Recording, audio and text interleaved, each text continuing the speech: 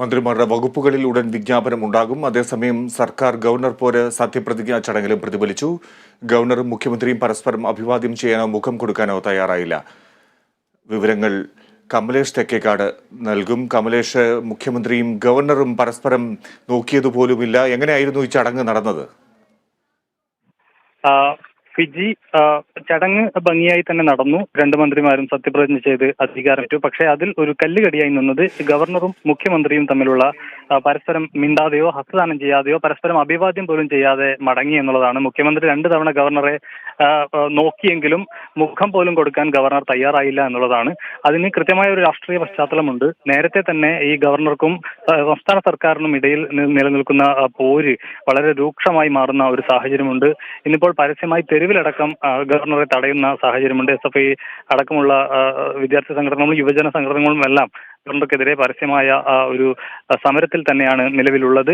ആ ഒരു സാഹചര്യം മുന്നിലുണ്ട്. ഏറ്റവും ഒടുവിൽ കഴിഞ്ഞ ദിവസം ഗവർണർ എത്തിയപ്പോൾ പോലും ഗവർണർക്കെതിരെ ഗവർണറുടെ വാഹന വ്യൂഹത്തിന് നേരെ കരിങ്കൊടിയുമായി പ്രവർത്തകർ പ്രതിഷേധിക്കുന്ന ഒരു സാഹചര്യം ഉണ്ടായിരുന്നു.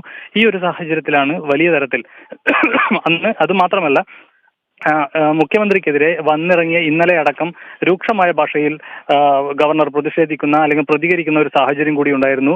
സംസ്ഥാന തലവന് പോലും നേരെ ചൊവ്വേ യാത്ര ചെയ്യാനോ അല്ലെങ്കിൽ ജീവിക്കാനോ കഴിയാത്ത ഒരു സാഹചര്യം സംസ്ഥാനത്തുണ്ട്. അങ്ങനെ വരുമ്പോൾ ഈ മാധ്യമ പ്രവർത്തകർക്കെതിരായ അതിക്രമത്തെ പറ്റിയൊക്കെ പറയേണ്ടതുണ്ടോ എന്നതടക്കമുള്ള കാര്യങ്ങൾ കഴിഞ്ഞ ദിവസം അടക്കം ഗവർണർ ആവർത്തിച്ചു.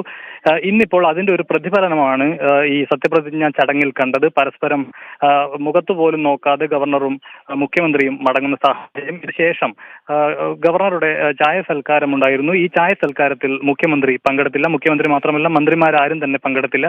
കേവലം 3 മന്ത്രിമാർ മാത്രമാണ് പങ്കെടുത്തത്. പുതുതായി ചുമതലയേറ്റ KB ഗണേഷ് കുമാർ, അതുപോലെ രാമചന്ദ്രൻ കടന്നപ്പള്ളി, അതോടൊപ്പം AK ശശീന്ദ്രൻ, ഈ 3 മന്ത്രിമാർ മാത്രമാണ് ഈ ചായ സൽക്കാരത്തിൽ പങ്കെടുത്തിട്ടുള്ളത്. അതോടൊപ്പം തന്നെ സ്പീക്കറും ഈ ചായ സൽക്കാരത്തിൽ പങ്കെടുത്തില്ല. സ്പീക്കറും നേരെ മടങ്ങുന്ന ഒരു സാഹചര്യമാണ് ഉണ്ടായിട്ടുള്ളത്.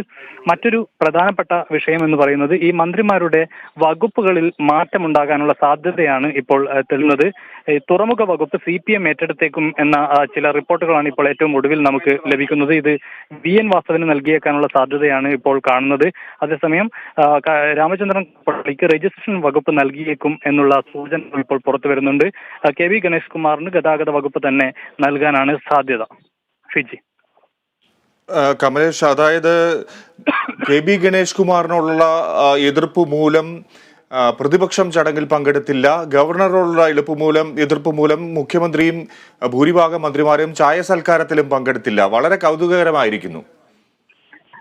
തീർച്ചയായും ഫിജി, സംസ്ഥാന ചരിത്രത്തിൽ ഇതിനു മുൻപ് ഇല്ലാത്ത വിധത്തിലുള്ള ഒരു പോര് തന്നെയാണ് സംസ്ഥാന സർക്കാരും ഗവർണറും തമ്മിൽ നിലവിലുള്ളത്. വലിയ തരത്തിലുള്ള ഒരു ഭരണ പ്രതിസന്ധി ഗവർണറുടെ ചില നടപടികളുടെ ഭാഗമായി ഉണ്ടാകുന്നു എന്ന ആക്ഷേപം നേരത്തെ തന്നെ മന്ത്രിമാർ പരസ്യമായി പ്രഖ്യാപിക്കുകയും ഗവർണർക്കെതിരെ പരസ്യ പ്രതികരണങ്ങളും പോരും രൂക്ഷമാകുന്ന ഒരു സാഹചര്യവും ഉണ്ടായിരുന്നു. അത്തരമൊരു സാഹചര്യം സംസ്ഥാനത്തിന്റെ ചരിത്രത്തിൽ ആദ്യമാണ്. ഈ നിലയിൽ രൂക്ഷമായ ഒരു ഭരണ പ്രതിസന്ധി അല്ലെങ്കിൽ ഗവർണർ വലിയ നിലയിൽ ഭരണ നിർവഹണ കാര്യങ്ങളിൽ അടക്കം ഇടപെടുകയും ഒക്കെ ചെയ്യുന്ന ഒരു സാഹചര്യം സംസ്ഥാനത്ത് ആദ്യമാണ്. അതുകൊണ്ട് തന്നെയാണ് ഈ സത്യപ്രതിജ്ഞ ചടങ്ങിൽ ഇത്തരത്തിലുള്ള സംഭവ വികാസങ്ങളെല്ലാം അരങ്ങേറിയത് എന്ന കാര്യത്തിൽ തർക്കമില്ല. പ്രതിപക്ഷം ഈ ചടങ്ങ് ബഹിഷ്കരിച്ചത് മുൻ മുഖ്യമന്ത്രിയായിരുന്ന ഉമ്മൻചാണ്ടിയെ വലിയ തരത്തിൽ അപമാനിക്കുന്ന നിലയിൽ അല്ലെങ്കിൽ കള്ളക്കേസിൽ കൊടുക്കുന്നതിലേക്ക് അടക്കമുള്ള ഇടപെടൽ KB ഗണേഷ് കുമാർ നടത്തിയിട്ടുണ്ടെന്ന് ആക്ഷേപിച്ചുകൊണ്ടാണ്.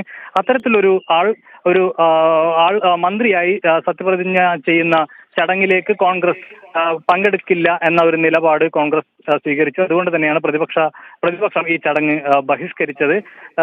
അതേസമയം ബഹിഷ്കരണം അല്ലെങ്കിൽ പോലും ആ നിലയിൽ തന്നെ ഈ ചടങ്ങുമായി ബന്ധപ്പെട്ട് ഉള്ള ചായ സൽക്കാരത്തിലടക്കം പങ്കെടുക്കാതെ മുഖ്യമന്ത്രിയും മന്ത്രിമാരും സ്പീക്കറും അടക്കം മടങ്ങുന്നതും ഒരു അപൂർവമായ ഒരു സാഹചര്യമാണ് സംസ്ഥാന രാഷ്ട്രീയ ചരിത്രത്തിൽ.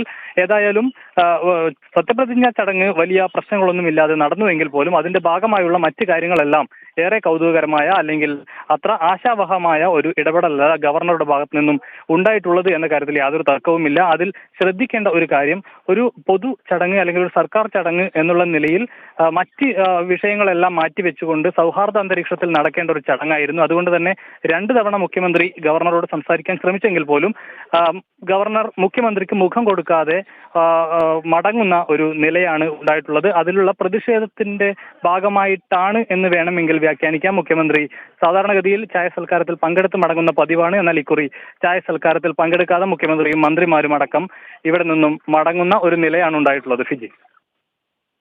ശരി, കമലേഷ് തെക്കേക്കാട് റിപ്പോർട്ട് ചെയ്യുന്നു രാജ്ഭവനിൽ നിന്നും.